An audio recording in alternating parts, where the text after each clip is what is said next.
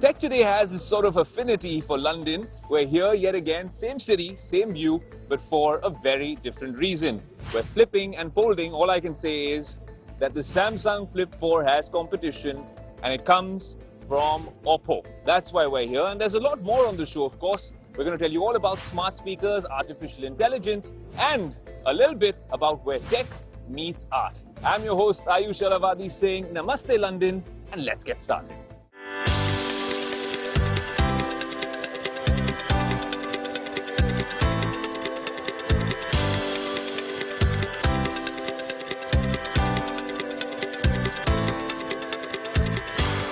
Hello and welcome to Tech Today. If this scene looks familiar from a couple of months ago, well, it might be the same spot, it might be the same city, London, but we're at a big global launch event for the Oppo Find N2 Flip. This is your first look on Tech Today. This, the magazine near the O2, is where the event has taken place. And let me show you a little bit more about what this device is capable of.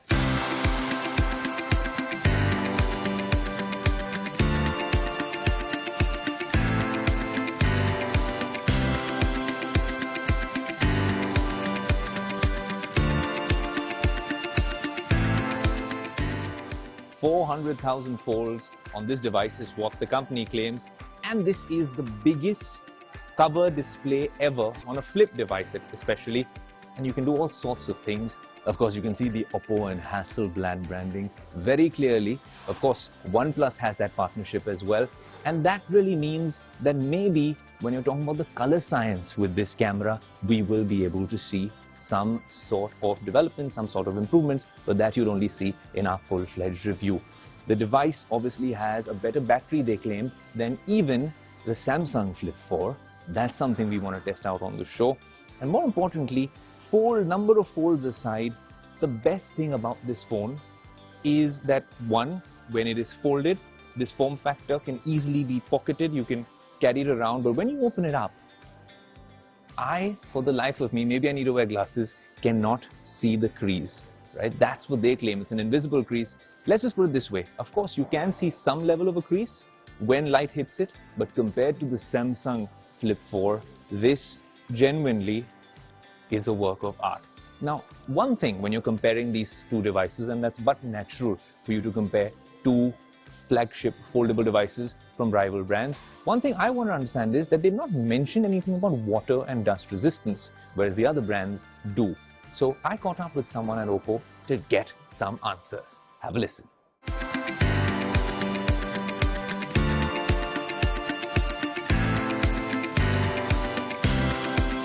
400,000 folds on this particular device, very durable.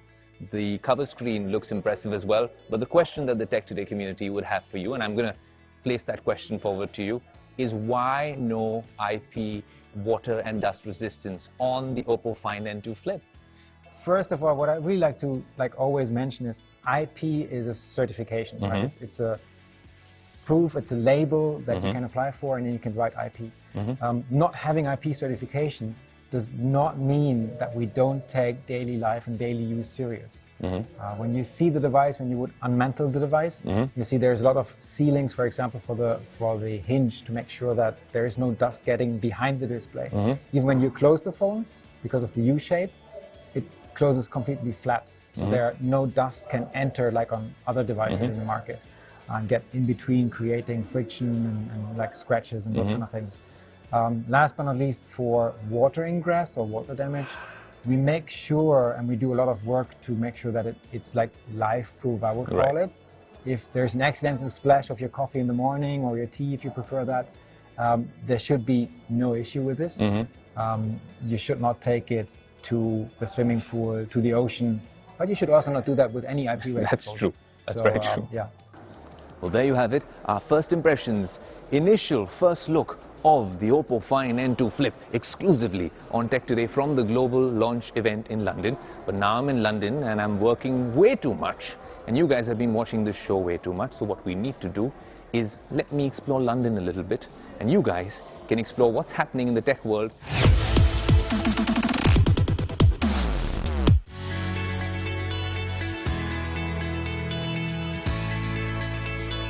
ChatGPT, Bard AI, so much talk of artificial intelligence of late, the Tech Today team thought we need to get a new smart speaker.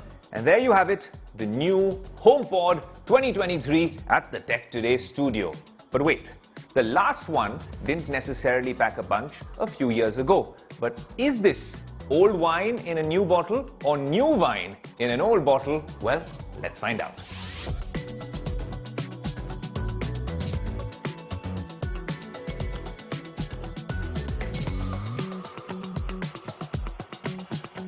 So yes, at first sight, this looks almost identical to the original HomePod, which didn't do too well in 2018. But there are a few differences, and the tech has gotten certainly better. Let's make this very simple for you. I'm going to tell you a few things that are good, and then let's just call it the not so good about this particular HomePod. So this is a little cheaper than the original HomePod, but it's also a little less powerful. I'll explain why. It has 5 tweeters and 4 microphones. Of course, the subwoofer is exactly the same as last time around, a 4-inch diameter. It's powered by Apple's new S7 chip. The new HomePod comes with sound recognition, temperature and humidity sensors. A bunch of those sensors also existed on the cheaper, smaller HomePod mini, but Apple hadn't activated them all along. Maybe with software updates, you'll be able to get that functionality as well, which brings me to the good points about this HomePod. It is smart, but then there's a catch. The catch I'll explain later. The smart bit I must explain to you right now. Hey Siri, what's the temperature outside? It's about 30 degrees outside. Well, now you know. I'm shooting this in Mumbai. But now what's it like inside the Tech Today studio where we are in regulated conditions? Let's find out. Hey Siri, what's the temperature inside the room? It's 26.2 degrees Celsius. Another gripe people had with the original HomePod was that you couldn't remove the power cable at the back. You can do that with the new HomePod. I don't know how much of a difference that would actually make. But with sound recognition sensors, the one thing that the HomePod can do is, if you've left this on in the Tech Today studio and we're away, and supposing there's a fire alarm or a break-in, this would notify my phone wherever I am in the world that some sort of untoward incident has happened or it has detected that sound. So that is very helpful, but you get that with the Echo devices as well, which we'd used for the longest time. And speaking of sound quality, given how the HomePod is designed with 5 tweeters and Apple's computational audio abilities, it is the most brilliant sound I have heard in the Tech Today studio. It's a loud, airy sound no matter where you are. It is absolutely stellar. And of course, if you're using Apple Music and a particular track does support spatial audio or Dolby Atmos, you can tell the difference. And there's a bunch of tracks, even old ones, classics from the Beatles and whatnot, which have been remastered. This is the ideal device for all of that. Well, since we've listed out all the good things about this device, let's talk about the things which could have been better or should have been better with the new HomePod. Speaking of Apple Music, yes, if that's your go-to music app, then this works splendidly. But if you're using Spotify or any of these other apps, then the HomePod is not of much use. It can't be your default music app.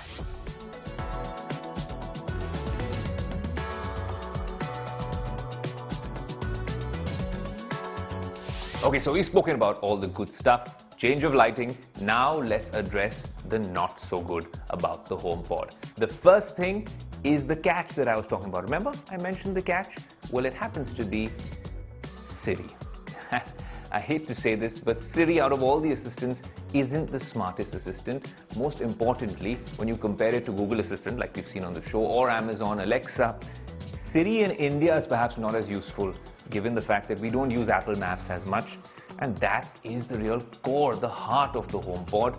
So while Siri's voice sounds really good on these speakers because the sound quality is that good and the hardware to support it is amazing, but Siri just isn't smart enough. It doesn't always understand what you're saying, but one thing it does do well is that it picks up your audio from a distance as well. And then we get to the second point, which is competition. Competition from Google and, most importantly, Amazon. And Amazon has really perfected this whole home speaker space with its Echo devices, the Echo Show. That's one little gripe we have as well. On such an expensive speaker with such good hardware, Apple should come up with perhaps a screen like the Echo Show. Look, Amazon Astro, you've seen it on the show. Amazon's literally got a robot, which you got exclusively on Tech Today, which can follow you around. That's how advanced Amazon has gotten, and it's darn useful. and has a bunch of party tricks as well, like you've seen on the show before from Las Vegas. But with this, it is just a smart speaker, which, like I said, is not the smartest. Our last gripe is the pricing. Over 30,000 rupees for this device. And then when you're price conscious, the real competition doesn't only come from the Googles and the Amazons of the world, but it actually comes from its younger sibling, the HomePod Mini, which can practically do everything that this can at 1/3 the price. So there you have it, the new HomePod. Brilliant sound, but we'd wish it was a little smarter here on Tech Today. What's the weather like here in London? Oh, you guys are still watching. That means you're enjoying the show. I am honestly not really enjoying the weather in London. But coming out of that interaction at the Tech Today studio with the new HomePods meant I was talking to Siri. If I'm talking to my Android device, it's Google Assistant. And of course, you've seen Alexa on the show so often. But the biggest concern, whilst we are using all these new AI tools like ChatGPT and of course, all our devices at home, happens to be privacy and security. And that was the burning question that I put forth to Rohit Prasad, the man behind Alexa, and he was very candid and frank with his answer. That's something you might want to hear. This was in Las Vegas, but we also want to come to you, the Tech Today community in New Delhi, to find out what is your preferred AI. Is it Google Assistant, Siri, Alexa? Who's the better friend? That's coming to you on this Tech Today special. There are always concerns when people read media reports saying, you know, Echo devices are logging all of our conversations. But how do you respond to that in terms of placating some of those concerns? Absolutely. As you said, privacy is paramount to us. The data security is, we take everything on protecting your data and your privacy very strongly, as we should, because we want to be that trusted service. And for that perspective, I think one thing, if you look at all our decisions, we talked briefly about how when you speak the wake word Alexa, then the light ring comes on, right? When you actually start the conversation, you have to say the word Alexa. Correct. And it only listens when it's confident that you have heard the word Alexa on the device, then only starts streaming to the cloud. So that's one set of features. And then you can even go and look up all the data that Alexa has heard you say, and through your companion application or go to the website, all that data is available to you. But we also know that some people will be concerned. So you can opt out of data collection, or you can opt out of human review of the data. So there's more control for you, because we want you to be comfortable with this service. I have 20+ Alexa devices in my home. Wow. So, and of course I have a lot of private conversations, a lot of critical conversations. So of course I'm also a customer, right? So that's so we want the same kind of controls in your hands as you being the customer. And we are also brought in the convenience of voice to managing your data. Right. You can say, Alexa, delete what you heard me say today, right? So that is, those are the kind of controls we want, and hopefully our customers will continue to trust us with this.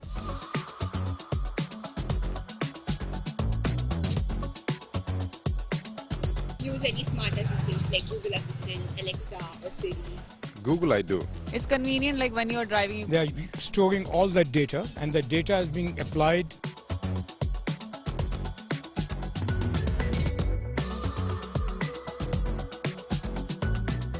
Yes, I'm pretty sure. Whatever I ask, they answer that. I have an Apple phone, so I do use Siri. It's convenient, like when you're driving, you can just say, hey Siri, dial this or that. And no, it's actually violating the privacy, because there are certain things that a person just wants to keep this to himself or his or her family. But you know, them, I don't know who are they and who are they listening to and what kind of people are they. So it seems like it's violating. There are times that you've said something, like you're having a conversation with someone else, and your Instagram or your Facebook pops up the same ads. So obviously it's listening into our conversation. That's a compromise you have to do. When you are looking for information, it's available for free. So they have to get something out of it. I am not completely against about securing your privacy. If you're not doing anything wrong, why are you worried about the privacy? It's the convenience factor which matters a lot in today's time. It's obvious they are storing all that data, and that data is being applied against without any consent of the people, which is against your rights as a citizen, as a human being. I was looking for a car online. I was talking to my dad, and just after 20 or 30 seconds, I picked up my phone, and there were lots of cars on my phone and Facebook and Instagram. So I think so. There is something like that. As long as it's providing better service, if they are listening for that purpose, it's good. But if they are misusing that information for something else, then it's definitely a violation. Also, I feel that they are listening to us all the time, because like for example, if I want to buy a mattress and suddenly they hear mattress or whatever, and from Facebook and other places you start seeing those ads. So they are constantly listening, and yes, I feel like that's not done, dude. Right? At the max, they might target some audience. It is up to you what you buy, what you don't want to buy. People will always target you. So that's my take on it. Of course, I mean, we do a lot of talks, all kinds, and it's getting recorded somewhere. It's kind of scary. If you are only doing something wrong, then I have to worry about. So I don't go look at the cookies to see if it's somebody is stealing my privacy. What will they do with it? Like if I search anything on Google, the other platforms, they have the same ads popping up. Like there was this, I think I was just like looking at jewelry yesterday, and they had everything related to jewelry on my Instagram. All the pages popped up. It is of course listening into my conversation. It's not okay. So you have put yourself in there saying that this is information I want. So how they use it, it's up to them. So you should be completely avoiding all the search engines if you don't want anything. Then again, if you do that, you're completely out of sync with the world. So you can't do that.